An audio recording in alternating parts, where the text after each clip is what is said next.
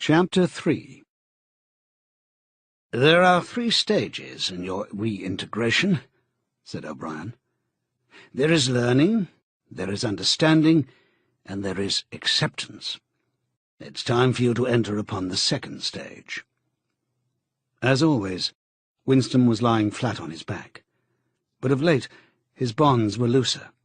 They still held him to the bed, but he could move his knees a little, and could turn his head from side to side and raise his arms from the elbow.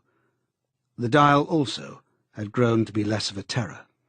He could evade its pangs if he was quick-witted enough. It was chiefly when he showed stupidity that O'Brien pulled the lever. Sometimes they got through a whole session without use of the dial. He could not remember how many sessions there had been. The whole process seemed to stretch out over a long, indefinite time, weeks possibly, and the intervals between the sessions might sometimes have been days, sometimes only an hour or 2. "As you lie there," said O'Brien, "you've often wondered, you've even asked me, why the Ministry of Love should expend so much time and trouble on you. And when you were free, you were puzzled by what was essentially the same question. You could grasp the mechanics of the society you lived in, but not its underlying motives. Do you remember writing in your diary, 'I understand how, I do not understand why'? It was when you thought about why that you doubted your own sanity. You've read the book, Goldstein's book, or parts of it at least. Did it tell you anything that you did not know already?" "You have read it?" said Winston. "I wrote it. That is to say, I collaborated in writing it. No book is produced individually, as you know." "Is it true what it says?" "As description, yes. The program it sets forth is nonsense. The secret accumulation of knowledge, a gradual spread of enlightenment, ultimately a proletarian rebellion, the overthrow of the party. You foresaw yourself that that was what it would say. It's all nonsense. The proletarians will never revolt, not in 1,000 years or 1,000,000. They cannot. I do not have to tell you the reason. You know it already. If you have ever cherished any dreams of violent insurrection, you must abandon them.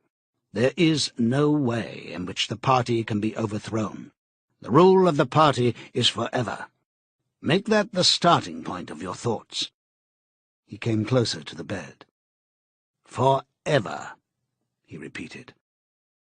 "And now, let us get back to the question of how and why. You understand well enough how the party maintains itself in power. Now tell me why we cling to power. What is our motive? Why should we want power? Go on, speak," he added as Winston remained silent. Nevertheless, Winston did not speak for another moment or 2. A feeling of weariness had overwhelmed him. The faint, mad gleam of enthusiasm had come back into O'Brien's face. He knew in advance what O'Brien would say, that the party did not seek power for its own ends, but only for the good of the majority, that it sought power because men in the mass were frail, cowardly creatures who could not endure liberty or face the truth, and must be ruled over and systematically deceived by others who were stronger than themselves. That the choice for mankind lay between freedom and happiness, and that for the great bulk of mankind, happiness was better. That the party was the eternal guardian of the weak, a dedicated sect doing evil that good might come, sacrificing its own happiness to that of others. The terrible thing, thought Winston, the terrible thing was that when O'Brien said this, he would believe it. You could see it in his face. O'Brien knew everything. 1,000 times better than Winston, he knew what the world was really like, in what degradation the mass of human beings lived, and by what lies and barbarities the party kept them there. He had understood it all, weighed it all, and it made no difference. All was justified by the ultimate purpose. What can you do, thought Winston, against the lunatic who is more intelligent than yourself, who gives your arguments a fair hearing, and then simply persists in his lunacy? "You are ruling over us for our own good," he said feebly. You believe that human beings are not fit to govern themselves, and therefore—" He started and almost cried out. A pang of pain had shot through his body. O'Brien had pushed the lever of the dial up to 35. "That was stupid, Winston. Stupid," he said. "You should know better than to say a thing like that." He pulled the lever back and continued. "Now I will tell you the answer to my question. It is this. The party seeks power entirely for its own sake. We are not interested in the good of others.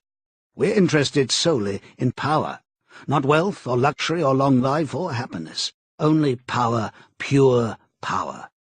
What pure power means you will understand presently. We are different from all the oligarchies of the past in that we know what we're doing. All the others, even those who resembled ourselves, were cowards and hypocrites. The German Nazis and the Russian communists came very close to us in their methods, but they never had the courage to recognize their own motives. They pretended, perhaps they even believed, that they had seized power unwillingly and for a limited time, that just around the corner there lay a paradise where human beings would be free and equal. We are not like that. We know that no one ever seizes power with the intention of relinquishing it. Power is not a means. It is an end. One does not establish a dictatorship in order to safeguard a revolution. One makes the revolution in order to establish the dictatorship. The object of persecution is persecution.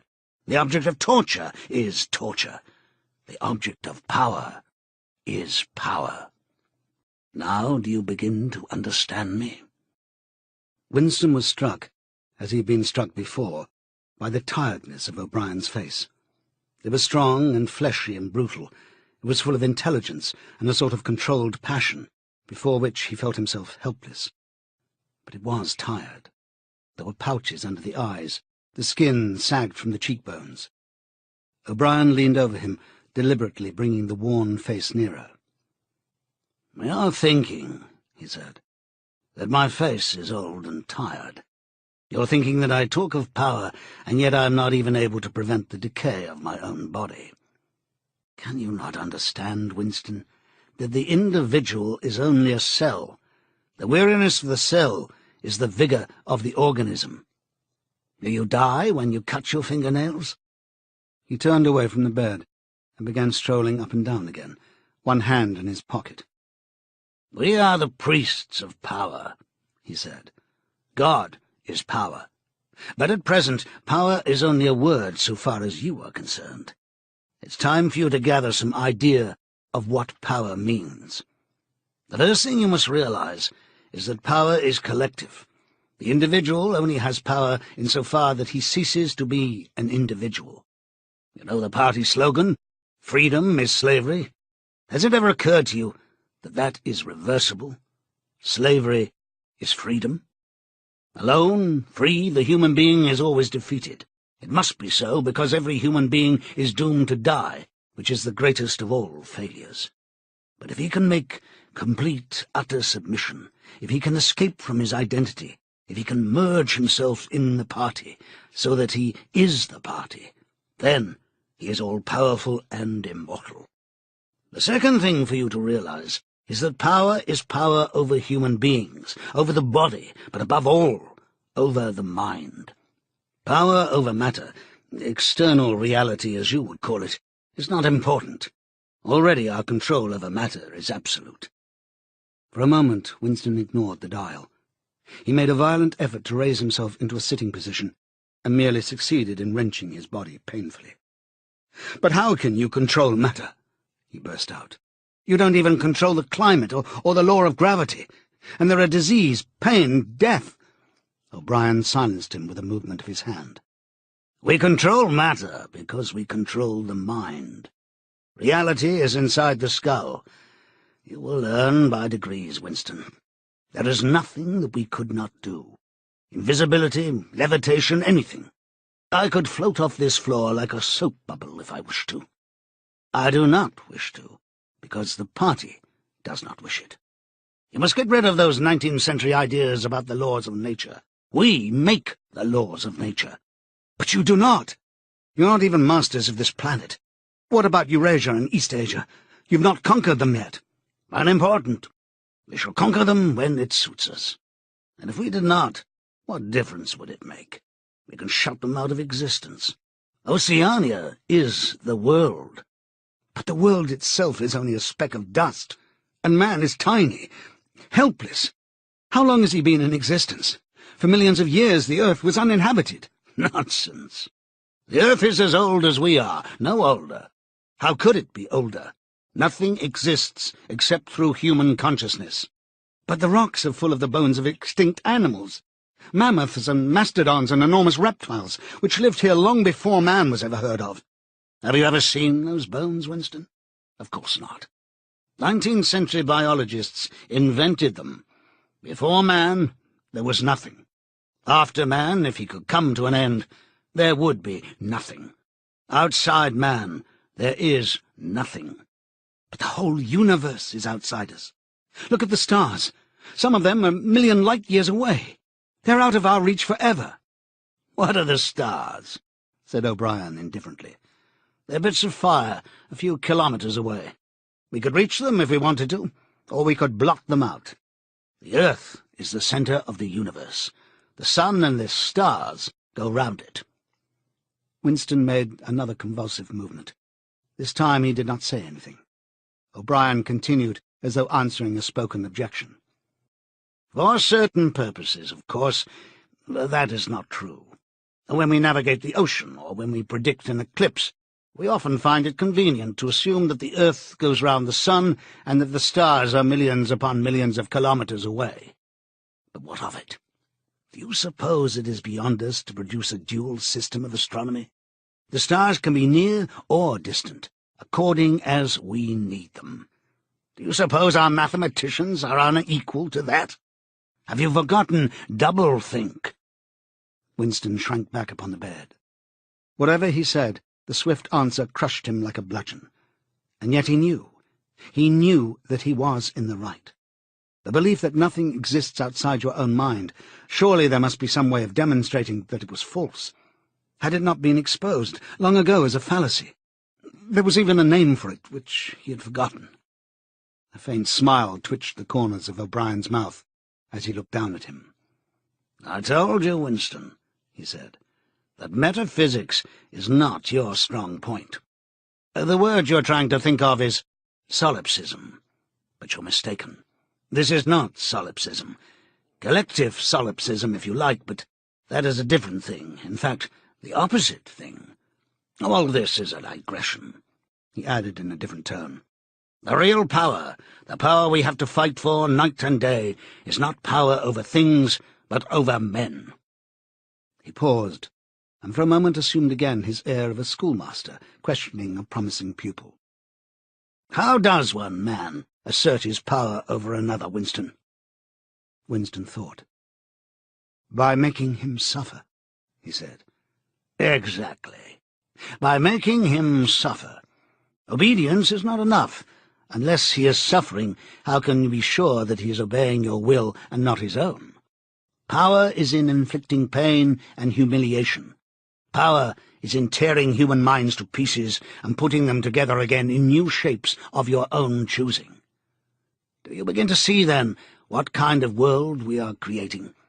It is the exact opposite of the stupid hedonistic utopias that the old reformers imagined. A world of fear and treachery and torment, a world of trampling and being trampled upon, a world which will grow not less but more merciless as it refines itself. Progress in our world will be progress towards more pain.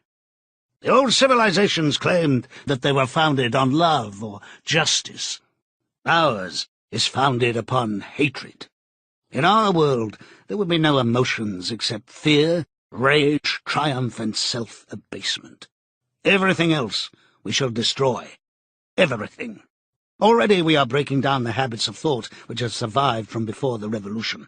We have cut the links between child and parent, and between man, and between man and woman. No one dares trust a wife or a child or a friend any longer. But in the future there will be no wives and no friends. Children will be taken from their mothers at birth as one takes eggs from a hen.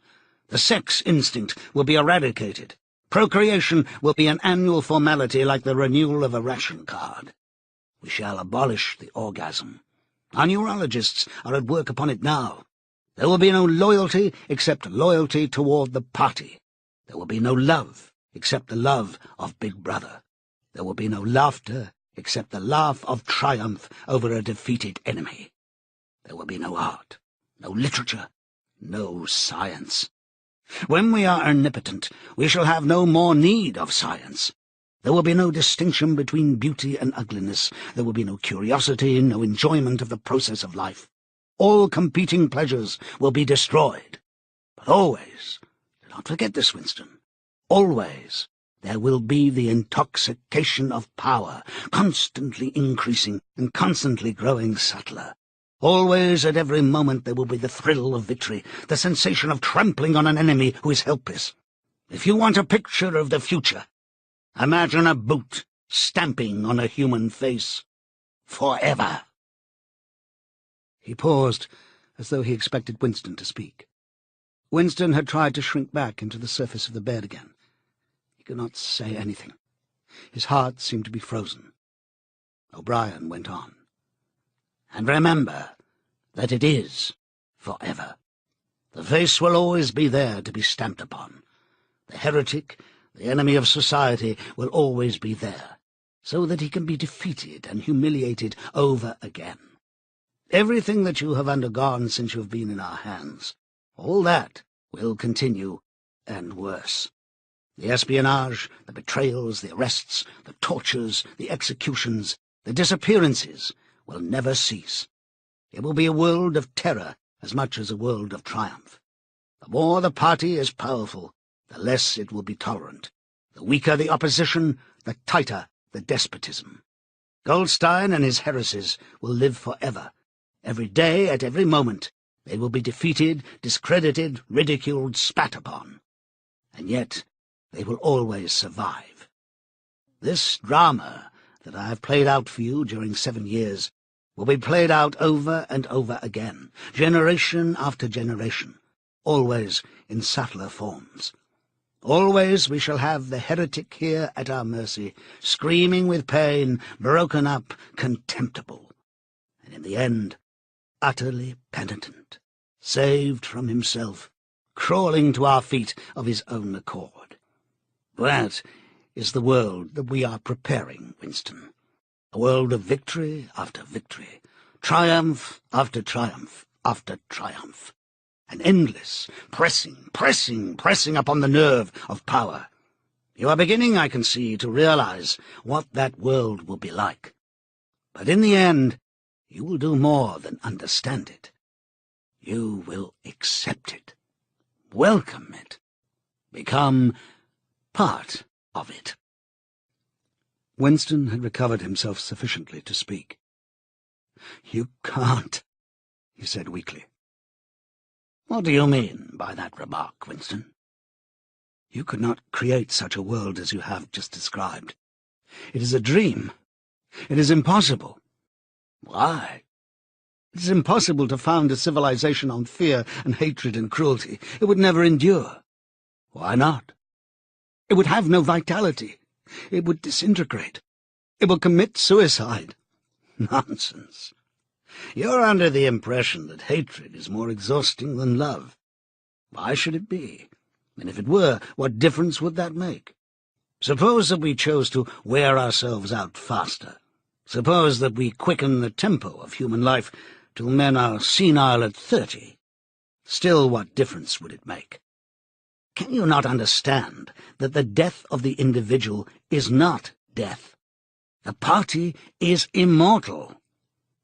As usual, the voice had battered Winston into helplessness. Moreover, he was in dread that if he persisted in his disagreement, O'Brien would twist the dial again. And yet he could not keep silent. Feebly, without arguments, with nothing to support him except his inarticulate horror of what O'Brien had said, he returned to the attack. "I don't know. I don't care. Somehow you will fail. Something will defeat you. Life will defeat you. We control life, Winston, at all its levels. You're imagining that there is something called human nature, which will be outraged by what we do and will turn against us. But we create human nature. Men are infinitely malleable. Or perhaps you've returned to your old idea that the proletarians or the slaves will arise and overthrow us. Put it out of your mind. They are helpless, like the animals. Humanity is the party. The others are outside. Irrelevant. I don't care. In the end they will beat you. Sooner or later they will see you for what you are, and then they will tear you to pieces. Do you see any evidence that that is happening? Or any reason why it should? No. I believe it. I know that you will fail. There is something in the universe, I don't know, some spirit, some principle, that you will never overcome. Do you believe in God, Winston? No? Then what is it, this principle that will defeat us? I don't know. The spirit of man. And do you consider yourself a man? Yes. If you are a man, Winston, you are the last man. Your kind is extinct. We are the inheritors. Do you understand that you are alone? You are outside history. You are non-existent. His manner changed, and he said more harshly, And you consider yourself morally superior to us with our lies and our cruelty? Yes, I consider myself superior. O'Brien did not speak. Two other voices were speaking. After a moment, Winston recognized one of them as his own. It was a soundtrack of the conversation he had had with O'Brien on the night when he had enrolled himself in the Brotherhood. He heard himself promising to lie, to steal, to forge, to murder, to encourage drug-taking and prostitution, to disseminate venereal diseases, to throw vitriol in a child's face. O'Brien made a small, impatient gesture, as though to say that the demonstration was hardly worth making. Then he turned to switch, and the voices stopped. "Get up from that bed," he said. The bonds had loosened themselves. Winston lowered himself to the floor and stood up unsteadily. "You are the last man," said O'Brien. "You are the guardian of the human spirit. You shall see yourself as you are. Take off your clothes." Winston undid the bit of string that held his overalls together. The zip fastener had long since been wrenched out of them. He could not remember whether at any time since his arrest he had taken off all his clothes at one time. Beneath the overalls, his body was looped with filthy yellowish rags, just recognizable as the remnants of underclothes. As he slid them to the ground, he saw that there was a three-sided mirror at the far end of the room. He approached it, then stopped short. An involuntary cry had broken out of him. "Go on," said O'Brien. "Stand between the wings of the mirror. You shall see the side view as well." He had stopped because he was frightened. A bowed, grey-coloured, skeleton-like thing was coming toward him. Its actual appearance was frightening, and not merely the fact that he knew it to be himself. He moved closer to the glass. The creature's face seemed to be protruded because of its bent carriage. A forlorn jailbird's face with a knobby forehead running back into a bald scalp, a crooked nose and battered-looking cheekbones above which the eyes were fierce and watchful. The cheeks were seamed, the mouth had a drawn-in look. Certainly it was his own face, but it seemed to him that it had changed more than he had changed inside. The emotions it registered would be different from the ones he felt. He had gone partially bald. For the first moments he had thought that he had gone grey as well, but it was only the scalp that was grey. Except for his hands and the circle of his face, his body was grey all over, with ancient ingrained dirt. Here and there under the dirt there were red scars of wounds, and near the ankle the varicose ulcer was an inflamed mass with flakes of skin peeling off it.